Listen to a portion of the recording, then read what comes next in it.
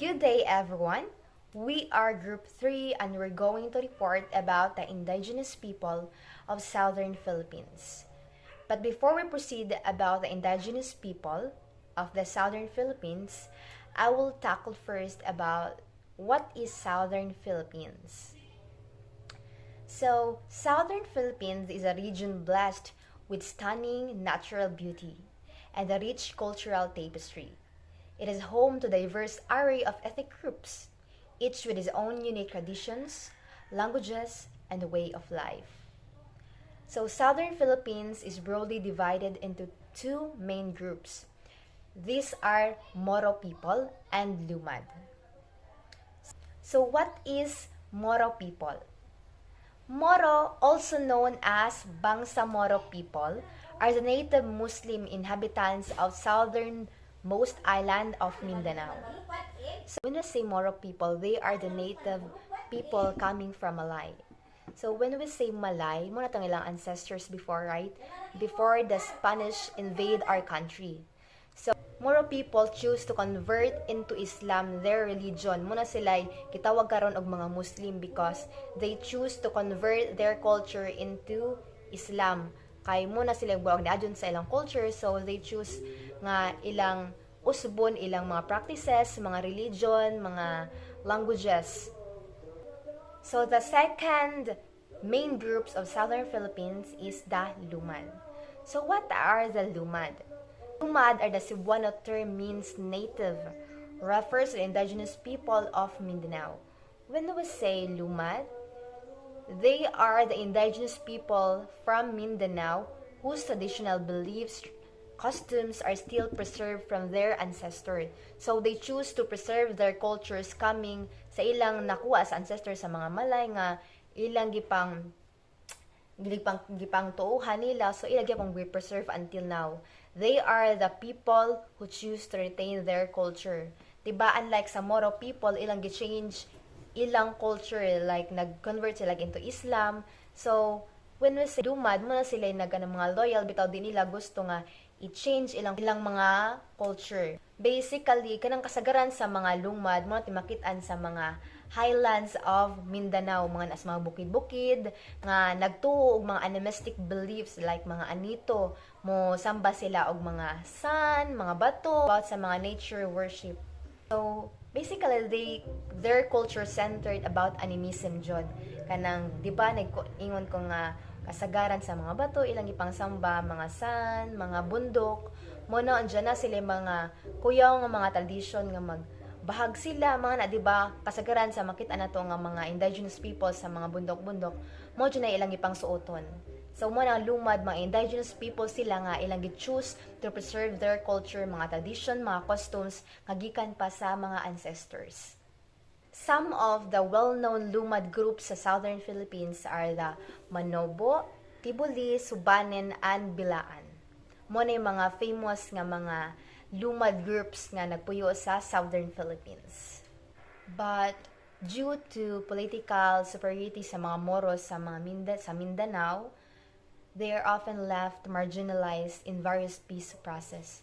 Muna nagaluoy bitaw pod no, kay kasagaran mga Moro is superior kaadyo, unlike sa mga Lumad kay dako mga jud aga ng population sa mga Moro sa Southern Philippines. And now let's tackle about how Southern Philippines indigenous group maintain their cultural identity. First is the language and oral tradition. The persistence of multitude of languages like Tausug, Maguindanao, and Cebuano highlights the importance of spoken communication and preserving cultural heritage. So this language likely carries stories, proverbs, and songs passed down through generations, forming an oral tradition that keeps cultural knowledge alive. Sa language or oral tradition, di ba, mostly sa mga indigenous people, ila dyan ang i-use ilang language for them to preserve their language.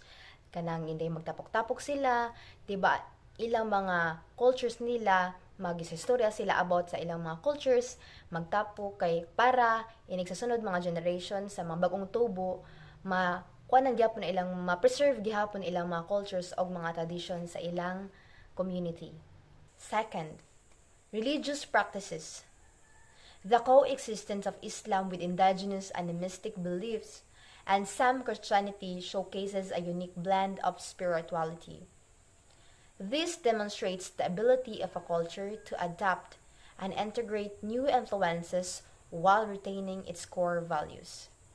About the religious practices, diba, some mostly indigenous people jud ilagya po nang i-preserve nila ilang buhaton gyapon nilang mga religious practices para preserve ilang culture, diba?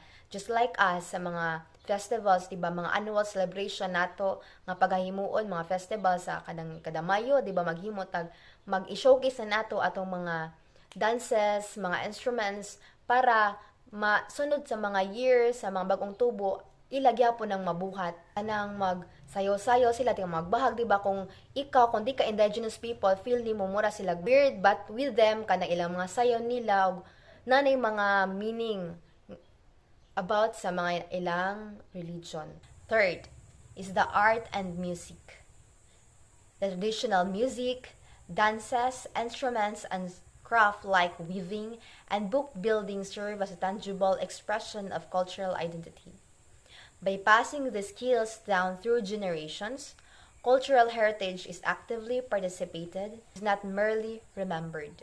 So about sa art and music, di ba traditional music nila ilan ang ipang sayo-sayaw, direk mga nakas ka ng ilang mga kanabitang place nga mga to kas mga indigenous nga mga places, di ba manayo-nayon na sila ipakita ilang mga instruments, mga craft like weaving, mga tattooing, di ba kasagaran jud mga tattooing para sa kadtong ila apo wangod nga mga tattoo iligadto nimo ila nang ipakita for you to know their cultures, ilang mga traditions nila ana nga lugar.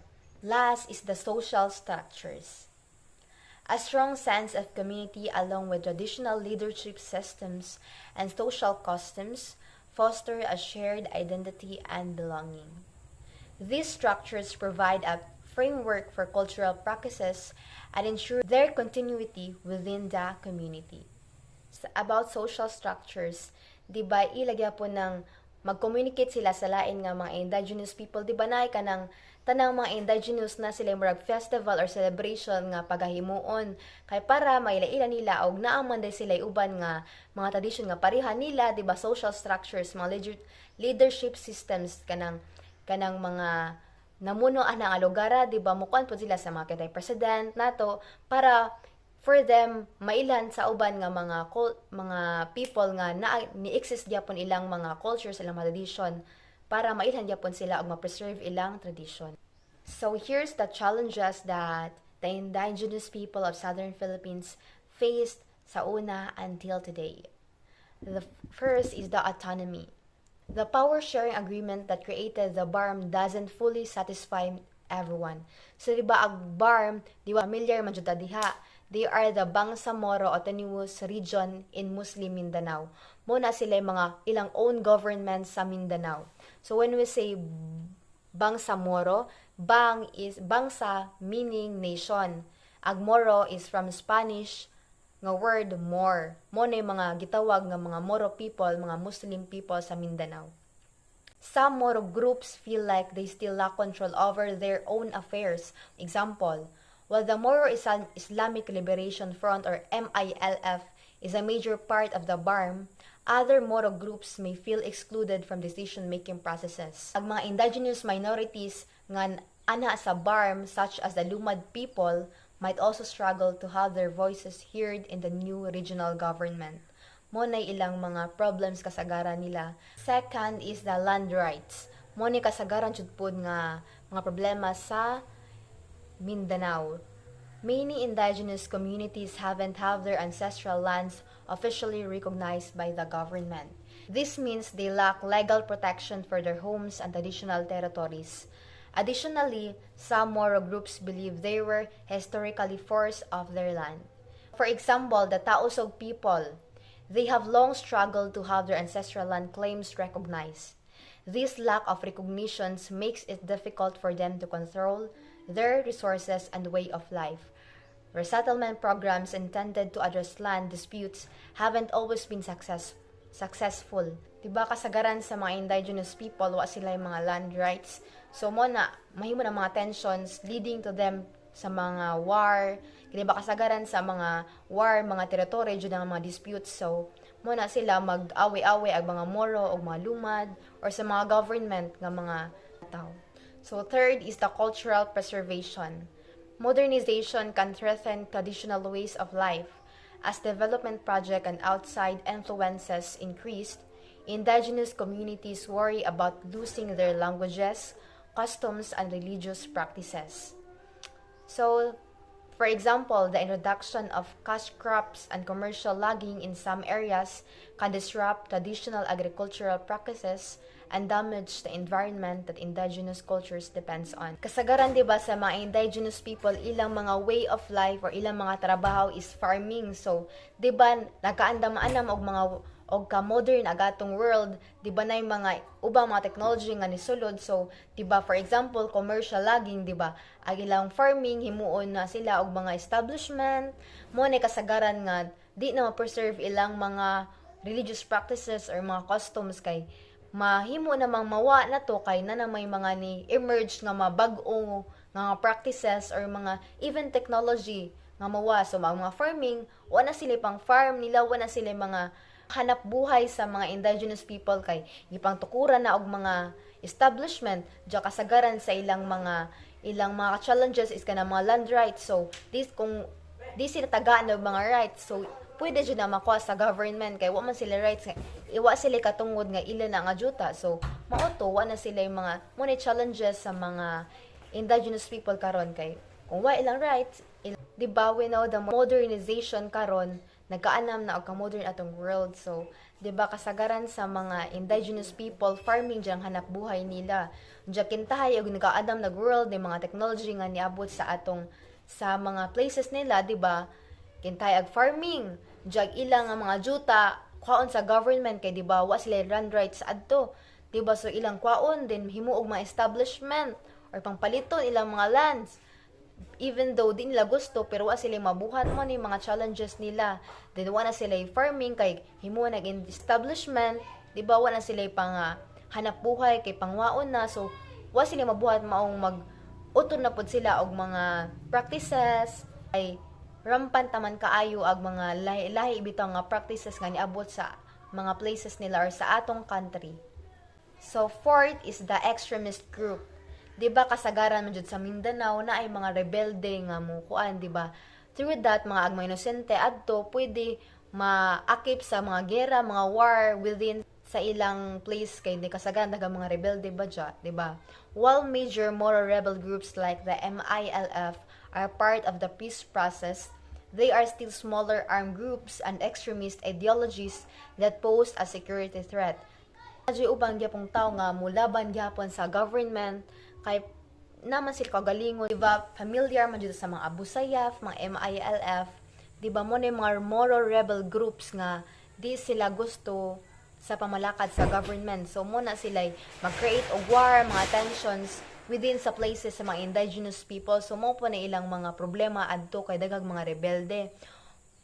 Even though part sila sa peace process, ang mga rebel groups diapon ay ubang tao nga gusto jud mga kipaglaban sa government sa mga tao within the indigenous people. Ay nakapossess og mga security threat within the sa place sa mga indigenous people. So this ongoing violence can overshadow the progress made towards peace and make it difficult for indigenous communities to feel safe.